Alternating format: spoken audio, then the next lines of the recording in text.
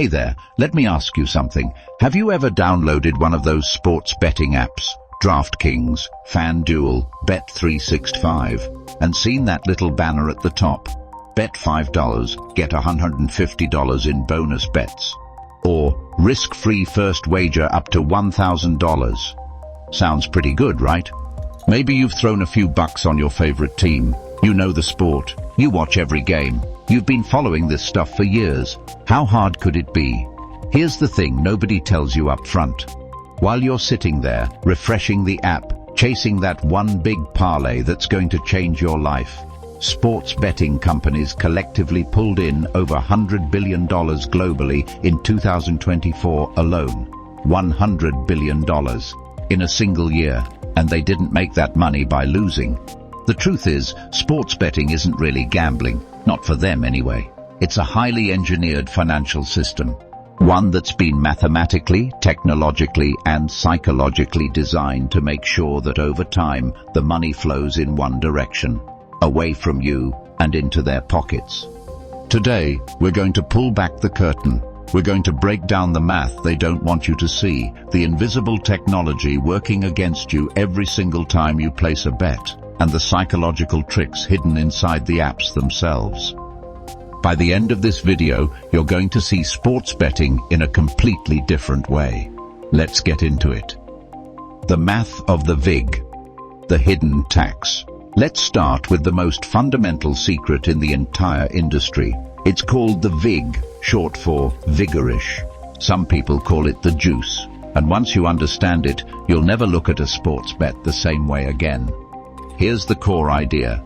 Sportsbooks are not gamblers. They are brokers. They don't care who wins the game.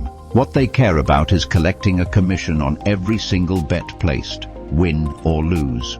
The VIG is that commission, and it's baked directly into the odds before you even open the app.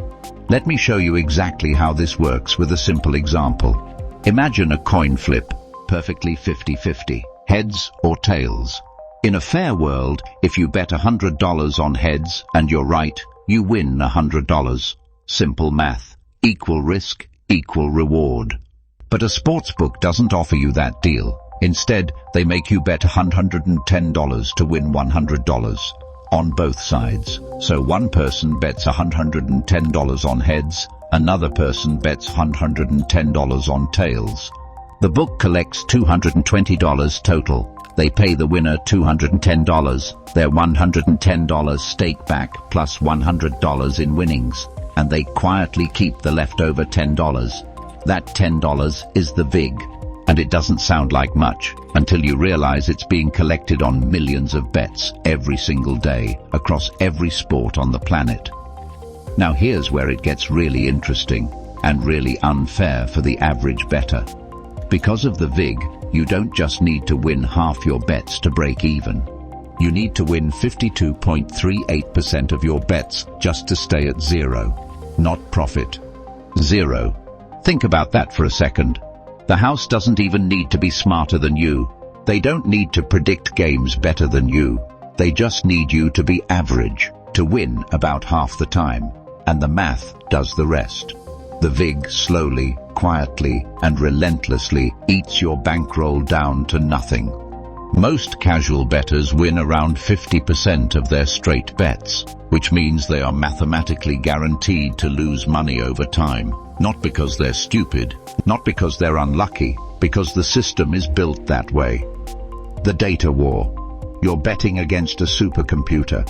Okay, so you understand the VIG now, but maybe you're thinking, I'm smarter than the average bettor. I do my research. I watch the games. I know things.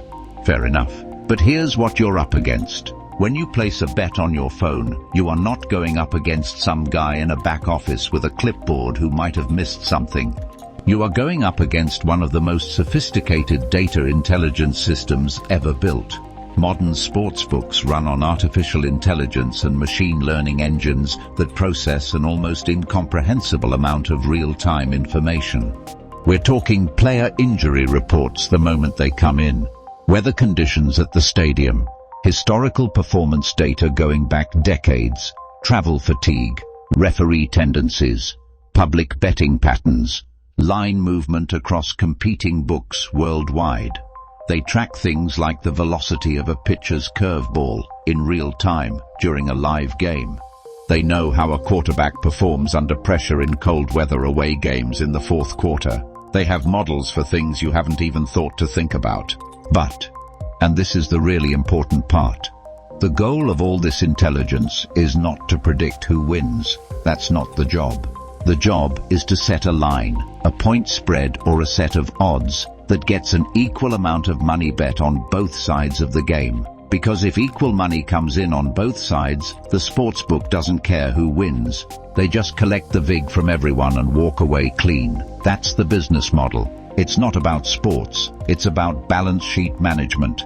And their AI is extraordinarily good at it.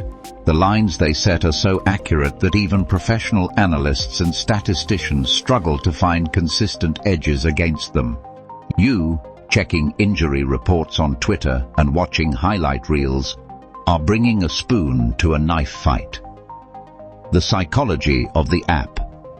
The digital casino in your pocket.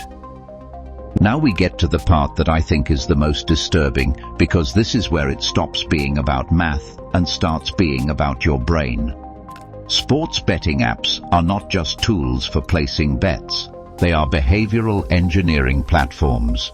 Every color, every sound, every notification, every feature inside that app has been deliberately designed by teams of UX designers, behavioral psychologists, and product managers, all working toward one goal: keeping you engaged, keeping you betting, and keeping you coming back.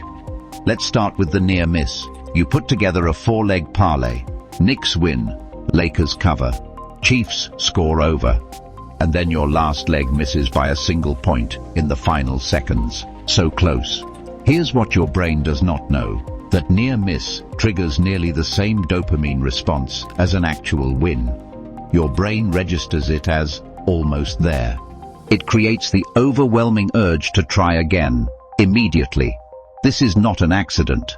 Near misses are a known feature of slot machine design, and modern betting apps have imported that mechanic directly into sports wagering.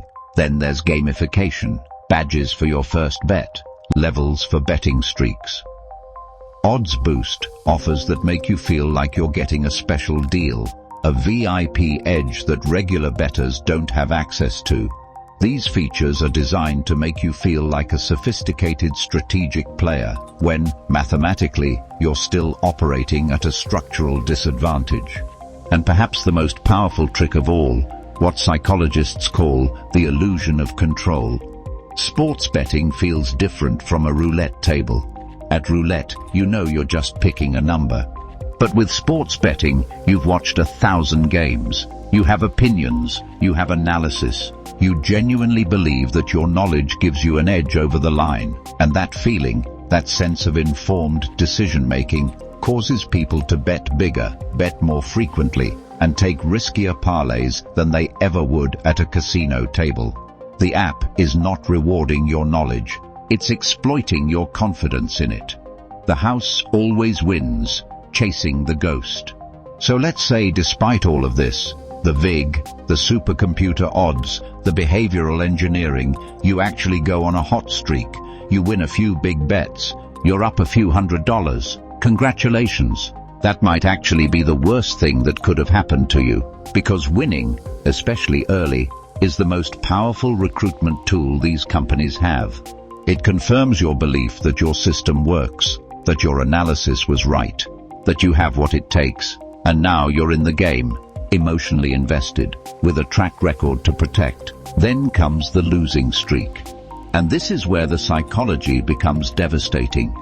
Studies on gambling behavior show that losses are felt roughly twice as powerfully as equivalent gains. So when you start losing, the urge to chase, to bet bigger, to get back to even, becomes almost overwhelming. It feels logical. It feels like smart bankroll management. It is neither. It is a well-documented cognitive trap called loss chasing, and it's responsible for the majority of serious gambling-related financial harm. And the numbers on long-term profitability are brutal. Research consistently shows that only around 3% of sports bettors are profitable over the long run. 3%. That's not a game where skill can overcome the system. That's a system designed to eliminate almost everyone. And here's the final knife in the back. If you somehow beat the odds, if you develop a genuine data-driven edge and start winning consistently, sportsbooks will limit your account. They will cap how much you're allowed to bet. Some will ban you entirely. The platforms that market themselves as the place to win big will show you the door the moment you actually do. The game is rigged, not by fraud, but by design. So here's the takeaway. Sports betting companies are not in the business of sports. They are in the business of math and psychology. They do not care who wins the Super Bowl, the NBA Finals, or the World Cup. They genuinely don't. All they care about is that you keep opening the app, keep tapping that place bet button, and keep feeding a machine that was engineered from the ground up to take your money slowly enough that you don't notice until it's gone. That doesn't mean sports betting is evil. For some people, it's entertainment, like buying a movie ticket. The key is knowing exactly what it is, not a side hustle, not an investment strategy. Entertainment with a guaranteed negative expected return. Now you know how the machine works. What you do with that information is up to you. If this breakdown gave you a clearer picture of the systems that quietly shape our financial lives, make sure to like and subscribe. We do this exact kind of deep dive every week. See you in the next one.